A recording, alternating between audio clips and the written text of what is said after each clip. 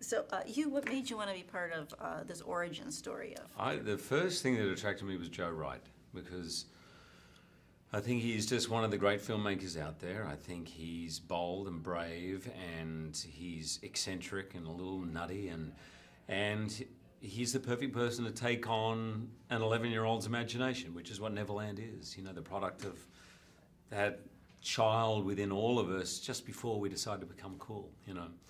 So that, and it's also great to play the villain, and great to be in a movie where everyone can go.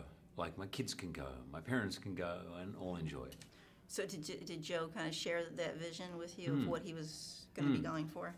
Yeah, he was very touching, actually, when we first met, the reason he wanted to make that movie. And, you know, he's never done a movie like this, a family movie, and he wanted to make something from that perspective of the 11-year-old kid. And when I saw the film, I immediately rang him and I said, Joe, the best compliment I can give you is I felt like I was an 11-year-old kid watching it, which is sort of what J.M. Barrie in the original book was on about. That the world actually is magical, if we want it to be. Wondrous, open-ended, full of adventure and challenges, of course, but it's full of intrigue and wonder, and every day can be different if you see it that way and don't lose it, you know? And I can't imagine playing this Blackbeard. We've never seen anything like him before, so did you really, when you finally got into everything, it's just amazing. Well, when I walked out each day from the hair and makeup trailer, and then my own trailer, which had the costume and 2 people in there to help me get dressed, because there was a lot going on under there, I felt completely like him. Like, I don't think I've ever had that feeling so conclusively just from costume, hair, and makeup.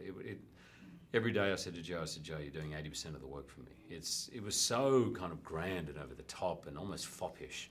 And I love the idea of this guy who was ruthless and would beat anybody in a fight, but also fancied himself as this kind of upper class sort of fop in a way. You know, loved the sound of his voice, loved making long pontificating speeches, and just loves himself.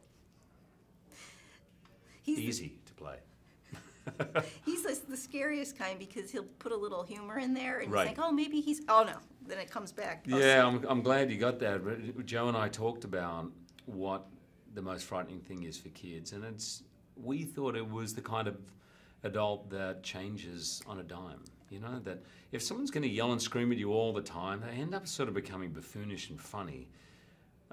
They may be scary, but you know what you're dealing with. When you don't have any idea what you're dealing with, that's what's unnerving.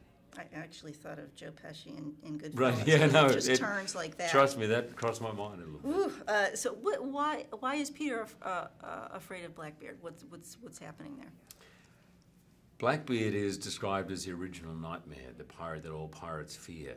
And he knows that Blackbeard has got a special interest in him. He's been told that on his way up. So he knows there's something about him that Blackbeard is either frightened of, or he wants something from him, and he has absolutely no idea why. He thinks he just wants to be kind of left alone, to be another kid. He doesn't want to stand out. He doesn't understand why he's getting this attention, but he knows that he's in danger, that he's been spotted, and that he's being watched. And, you know, on top of these great characters, we're totally engulfed in this atmosphere and this beautiful world that was created. Can you tell us about the studios that all this was created in? You know, I've worked on a lot of big films, and they seem to me to be becoming more and more filled with green screen and things like that, which is fine, I get it. It was so nice to walk onto a set that honestly took my breath away. I mean, Neverland itself, which had real plants in it, and greenskeepers everywhere trying to maintain it and build it, and it was the size of a football field. I mean, it was absolutely extraordinary.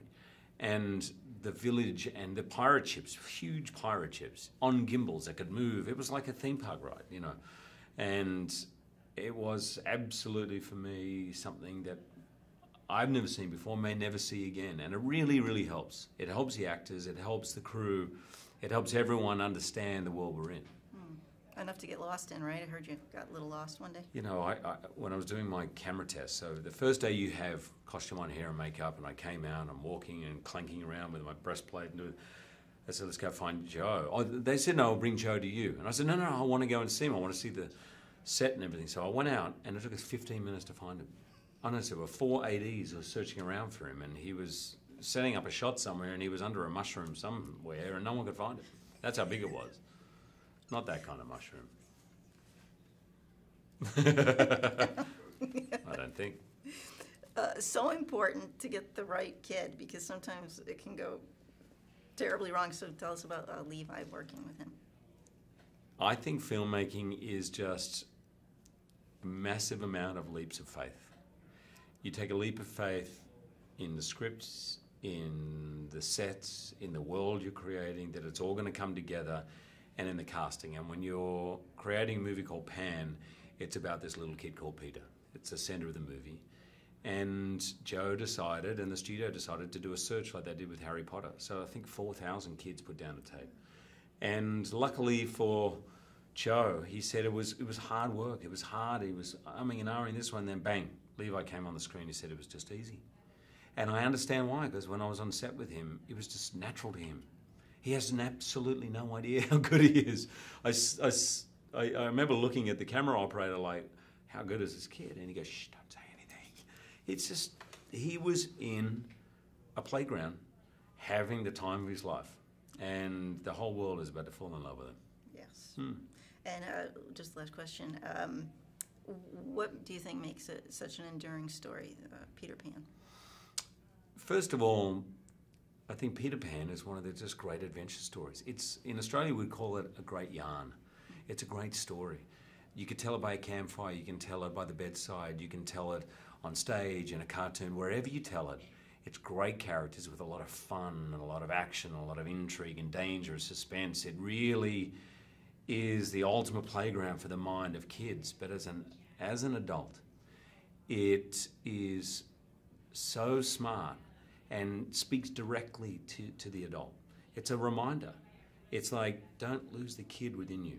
You're not too clever. You don't have it all down. See the world as though it's Neverland. See the world as kids see it, full of possibility and adventure and hope and magic and wonder, because it is. We somehow, somewhere along the way, we forget that. We start worrying about what people think of us. And are we cool? Are we not? And Barry's saying, forget all that. Be like the innocent 11-year-old, and that's how to stay young.